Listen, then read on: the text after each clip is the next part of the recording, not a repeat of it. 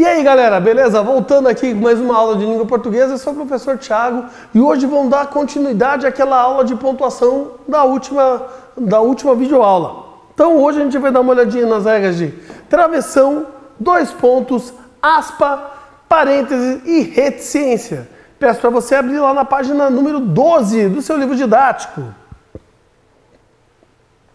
Então aqui é aquela nossa introdução falando sobre a pontuação, né, que o uso dela é essencial para o nosso desenrolar de trabalho, né, gente? Então vamos lá, dois pontos, né? Para que utilizar dois pontos? Normalmente dois pontos a gente utiliza ali na hora de indicar fala de um personagem dentro de um texto, né? Então você coloca lá e disse fulano, dois pontos, e disse Jesus, dois pontos, bem-aventurado aqueles que têm sede, pois será saciada. Então olha lá, então o padre respondeu, dois pontos, parta agora. Notem ali, aqui eu abro a possibilidade da fala do outro, aí eu utilizo dos dois pontos. Também eu posso utilizar antes de aposto e de orações apositivas, né? Então eu posso utilizar dois pontos antes dessas relações explicativas lá nas relações de substantivo. Meus amigos são poucos, dois pontos. Fátima, Rodrigues, Gilberto. Então ali eu enumerei quem são os meus amigos, né? Antes de citação, aqui é muito importante, gente. Antes de você citar alguém, obrigatoriamente você tem que colocar os dois pontos para abrir essa citação. Lembre-se que citação vai vir com mais um sinal que a gente vai trabalhar hoje, que é o sinal de aspa, né? Então abre a aspa lá, gente. Tem regrinha especial dentro da aspa que vocês verão daqui a pouquinho.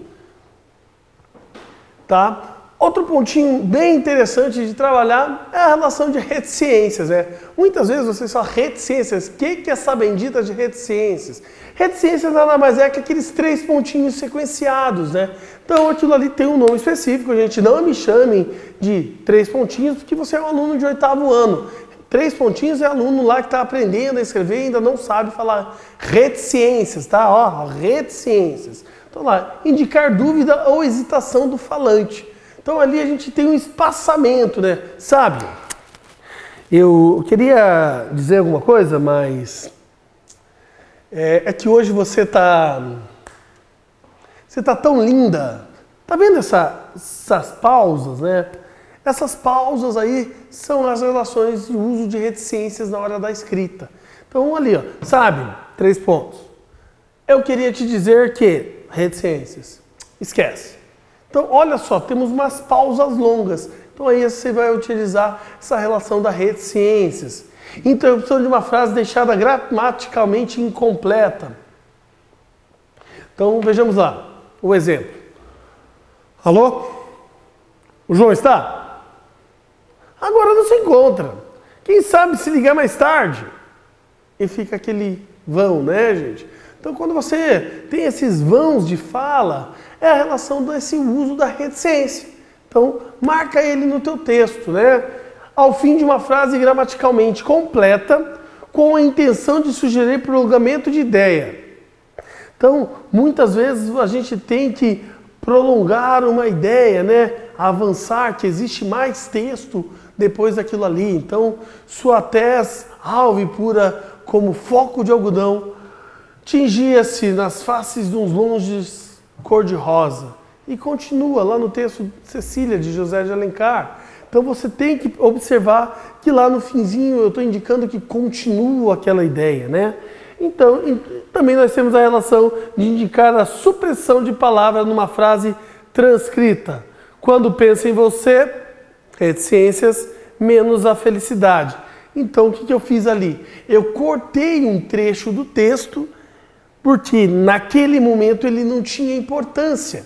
Então eu faço uso de reticência para indicar que entre essas duas falas, entre essas duas partes, existe sim um texto, tá? Então se você for lá no original, você vai ver que esse texto está mais extenso. Lembrando que nesses trechos de reticências, principalmente para exclusão de trechos, coloque entre parênteses, tá, gente? entre parênteses, não deixa solto. Se você deixar sem o uso de parênteses, você está fazendo o quê? Falando que aquilo ali entra nesses espaços de cima aqui como espaço de dúvida de falante, né? Então, é um dos usos de mais um artifício aí de pontuação que a gente verá, que é o uso de parênteses. E falando em parênteses, ele apareceu aí. E é parênteses, não parentes. Tá? Parentes é teu pai, parentes é tua tia, teu primo, esses são parentes. Tá? Às vezes você quer na tua casa, às vezes não. Parênteses é uma pontuação, né? Aquela pontuaçãozinha ali que a gente utiliza muitas vezes para destacar algo e coisas do gênero.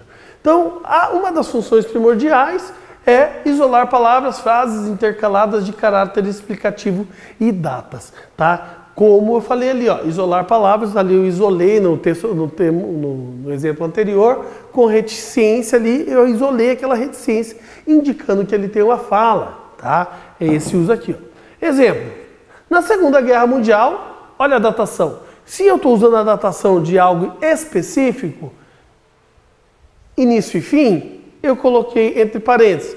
Ah, professor, mas eu não tenho a data final. Deixa só o hífenzinho aqui e deixa o espaço, tá? Que indica que a data final não concluiu. Ah, mas eu não sei quando concluiu. Pode colocar uma interrogação. Ocorreu inúmeras perdas humanas.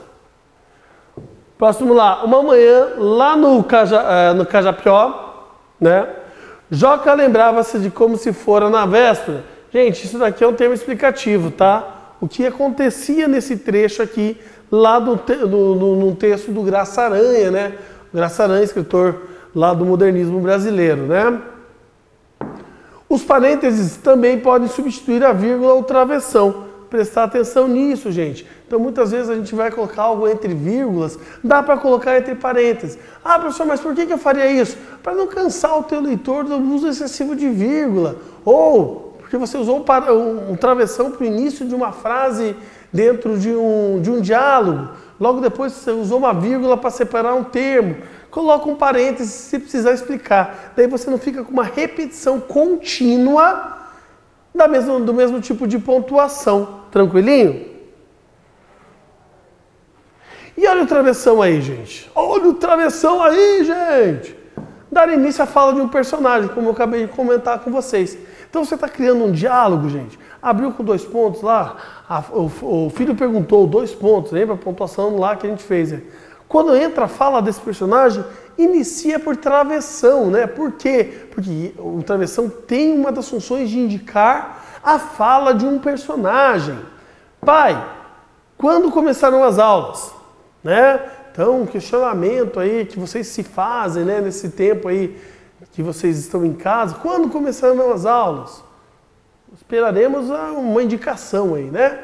Então, indicar a mudança do interlocutor nos diálogos. Então, um interlocutor está falando, quando outro falar, você coloca outra travessão. Isso indica tempo de fala. A gente vê isso muito lá nos textos de teatro, né? Os textos dramáticos. Exemplo. Doutor, o que tem é grave? Olha lá, outra travessão. Não se preocupe, é uma simples infecção. É só tomar um antibiótico e estará bom. Ponto.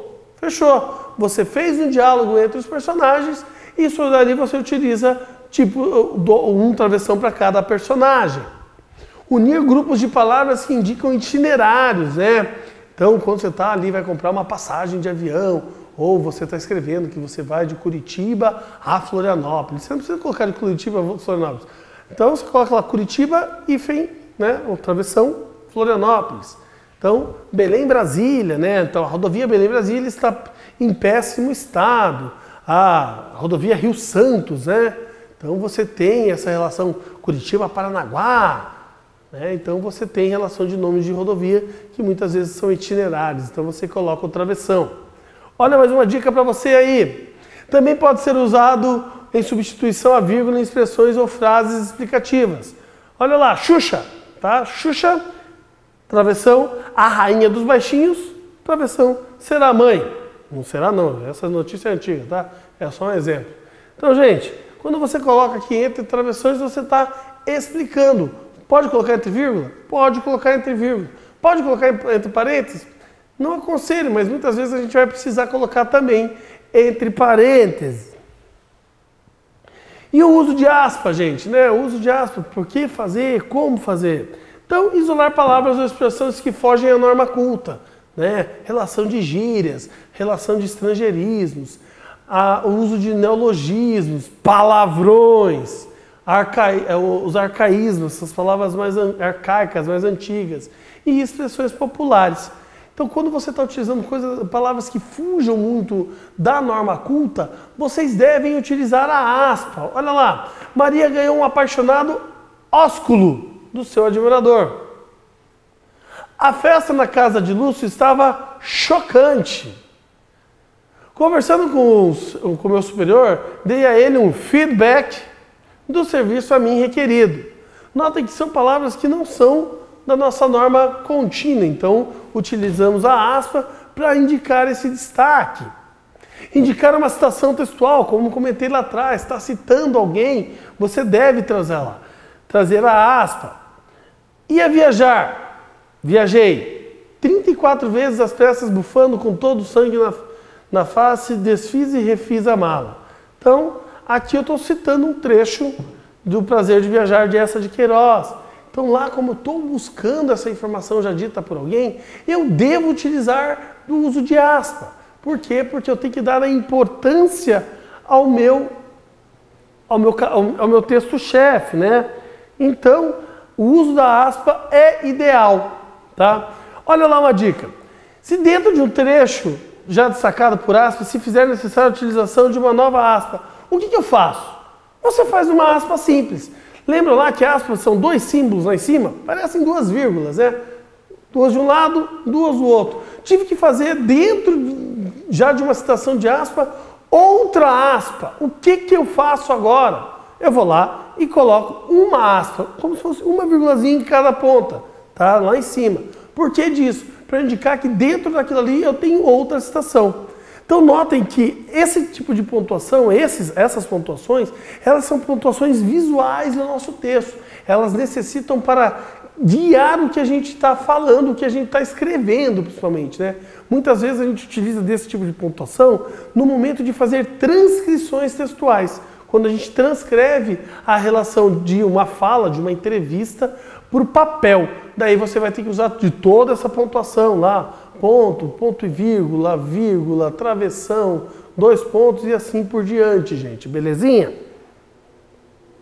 Então agora vocês vão dar uma praticada aí em casa, né? Como sempre, fazer aquela prática, sentir se entender o conteúdo ou não. Vou deixar para vocês aí a plataforma AVA, nossa plataforma lá no site digital. Você vai poder utilizar lá a tua plataforma, joga lá, tem os 4 exercícios, responda. Se quiser, tem mais um videozinho lá que você pode assistir para eliminar as dúvidas. Beleza, turma?